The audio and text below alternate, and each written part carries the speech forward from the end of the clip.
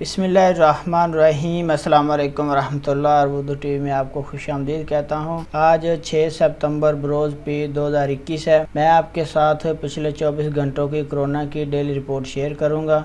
पिछले 24 घंटों में 124 नए केस रजिस्टर हुए हैं। 217 लोग सेहतयाब हुए हैं। 6 लोगों की डेथ हो गई है। अल्लाह पाक उनकी मग़फ़िरत फरमाए। सबसे ज़्यादा रियाद में 37 केस रजिस्टर हुए हैं। मक्का अल मुकर्रमा में 21, अल-शर्किया में 12, जिज़ान में 10, अल-मदीना अल-मुनव्वरा में 10, अल-गसीब में 10, नजरान में 7, असीर में 6, हायल में 4, तबूक में 2, हदूदा अल-शमालिया में 2, अल-बाहा में 2 और अल-जौफ में 1 केस रजिस्टर हुआ।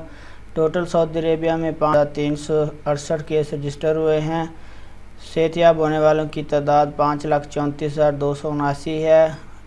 8,585 लोगों की वफ़ात हो गई है। एक्टिव केसेस की तादाद 2,503 है और इंतहाई निगहदाश्त में जो लोग हैं उनकी तादाद 699 है। तो फ्रेंड, ये कोविड की अहम अपडेट आपके साथ शेयर कर रहा था। अपना बहुत सारा ख्याल रखिएगा। अस्सलाम वालेकुम वरहमतुल्लाह।